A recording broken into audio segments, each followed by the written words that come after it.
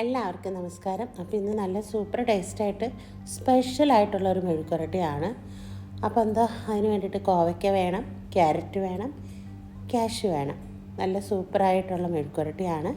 ചോറ് കഴിക്കാനായിട്ട് അടിപൊളിയാണ്. അതിൻ്റെ കൂട്ടത്തിൽ നമ്മുടെ ബീട്രൂട്ട് അച്ചാറും മുളക് പപ്പടും. ബീട്രൂട്ട് അച്ചാറിൻ്റെ റെസിപ്പി കഴിഞ്ഞ വീഡിയോയിൽ ഇട്ടിട്ടുണ്ട്. കാണാത്തവരൊക്കെ ഒന്ന് കണ്ടു നോക്ക് കേട്ടോ. അതാ ഞാൻ 10-20 കോവയ്ക്ക് ഇതുപോലെ കട്ട് ചെയ്തെടുത്തതാണ്.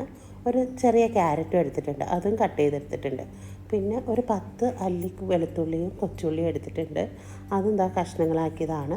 പിന്നെ ഒരു 1/4 കപ്പ് കാഷ്നട്ട് ചൂടുവെള്ളത്തിലൊന്ന് കുതിർത്തിട്ട് നടുങ്ങിനെ ഒന്ന് കീറി എടുത്തതാണ്. ഇനിയിപ്പോൾ ഒരു പാൻ വെച്ചെടുത്തിട്ടുണ്ട്, അതിലേക്ക് ഒരല്പം വെളിച്ചെണ്ണ ഒഴിച്ചെടുക്കാം. പിന്നെ ഒരു 3-4 ഉണക്കമുളക് അതും കീറിയിട്ട് കൊടുക്കുന്നുണ്ട്. എന്നിട്ട് അതൊന്ന് മൂത്ത് വരുമ്പോൾ നമ്മുടെ കൊച്ചുള്ളിയും വെളുത്തുള്ളിയും കൂടി ഇട്ട് കൊടുക്കാം. അപ്പോൾ അതൊന്ന് മൂത്ത് വരട്ടെ. ഇനി ഇതിലേക്ക് കറിവേപ്പില ചേർത്ത് കൊടുക്കുന്നുണ്ട്.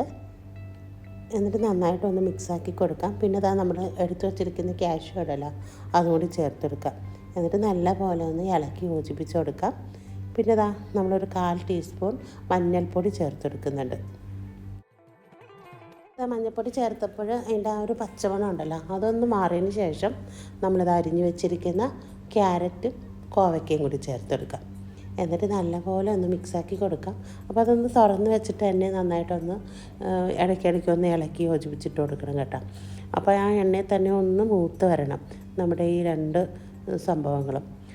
എന്നിട്ട് വേണം നമ്മൾ ഉപ്പ് ചേർക്കാനായിട്ട്. ആവശ്യത്തിനുള്ള ഉപ്പ് ചേർത്തിട്ടുണ്ട്. എന്നിട്ട് നന്നായിട്ടൊന്ന് മിക്സാക്കി കൊടുക്കുക. ആവശ്യമുണ്ടെങ്കിൽ ഒരല്പം വെള്ളം ഒന്ന് സ്പ്രിങ്കിൾ ചെയ്തിട്ട് കൊടുത്തിട്ട് അടച്ചു വെച്ചിട്ട് നമുക്കിതൊന്ന് കുക്ക് ചെയ്തെടുക്കാം. അപ്പം ഞാനൊരു ഇതിലേക്ക് വെള്ളമൊന്നും ചേർക്കണില്ല കേട്ടോ, ഈ എണ്ണയിൽ തന്നെയാണ് കേട്ടോ ഞാൻ ചെയ്തെടുക്കുന്നത്. ആവശ്യമുണ്ടെങ്കിൽ മാത്രം ചേർത്താൽ മതി. അപ്പോൾ ഇടയ്ക്കൊക്കെ ഒന്ന് തുറന്നൊന്ന് ഇളക്കി യോജിപ്പിച്ചിട്ട് കൊടുക്കാം. പച്ചക്കറിയിൽ നിന്ന് തന്നെ കുറച്ച് വെള്ളം നമുക്കിത് ഉണ്ടാകും, അതുകൊണ്ടാണ് കേട്ടോ ഞാൻ ഒട്ടും ചേർക്കാത്തത്. ഇനിയിപ്പോൾ നമ്മൾ ഇടിച്ച മുളകുണ്ടല്ലോ, അത് ഒരു 1.5 ടീസ്പൂൺ ചേർത്ത് കൊടുത്തിട്ടുണ്ട്. എന്നിട്ട് നന്നായിട്ടൊന്ന് മിക്സാക്കി കൊടുക്കാം. ലാസ്റ്റാണ് കേട്ടോ ഇടിച്ച മുളക് ചേർത്ത് കൊടുക്കുന്നത്. എന്നിട്ട് ഒന്നും കൂടി ഒന്ന് കൂട്ടി യോജിപ്പിച്ചിട്ട് ഒന്ന് അടച്ചു വെച്ചിട്ട് ഒരു 5-10 മിനിറ്റ് നേരം അത്രയും മതി കേട്ടോ.